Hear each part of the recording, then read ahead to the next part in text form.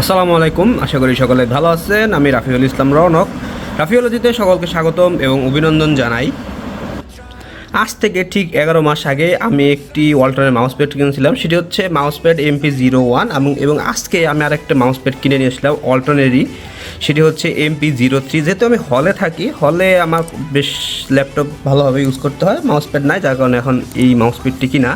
আমি বাসায় যেটি ইউজ করি এটি হচ্ছে ওয়ালটন MP01। এটির ব্যবহার করার পর আমি মোটামুটি ফিডব্যাক ভালো পেয়েছি, যার কারণেই আমি ওয়ালটনের আরেকটি মাউস প্যাড কিনে নিয়ে আসলাম MP03। তাদের প্রোডাক্টের কোয়ালিটি এবং ফিনিশিং আমার কাছে ভালো লাগছে বিদায় আমি আরেকটি মাউস প্যাড কিনে নিয়ে এসেছি। আমি আবার ইউজ করবো হলে, যেহেতু আমি হলে এবং বাসায় দুই জায়গায় থাকি, আমার দুই জায়গায় ল্যাপটপ কম্পিউটার ইউজ করতে হয়, যার কারণে এটা কিনা। সো চলুন এটি এখন আমরা আনবক্সিং করি। এটির ডিজাইন MP01-এর থেকে একটু আলাদা, সো এখন এটা আমরা আনবক্সিং করবো।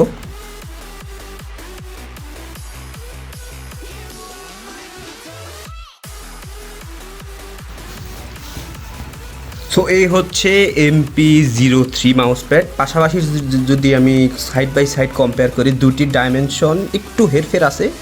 MP01 সামান্য স্লাইডলি বড় এবং MP03 যেটা আছে বর্তমান যে নতুন দেখতে পাচ্ছেন এটি স্লাইটলি ছোট।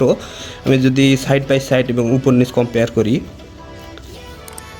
এবং দুটিরই ফিনিশিং এবং স্টিচিং কোয়ালিটি এবং টেক্সচার খুবই ভালো, যার কারণে আমি আবার কিনে নিয়ে আসলাম, এটিকে আবার ব্যবহার করব। সো আশা করি ভিডিওটি আপনাদের কাছে ভালো লেগেছে। ভালো লাগলে অবশ্যই ভিডিওটিতে লাইক, কমেন্ট এবং শেয়ার করুন এবং আমার চ্যানেলটিকে সাবস্ক্রাইব করুন।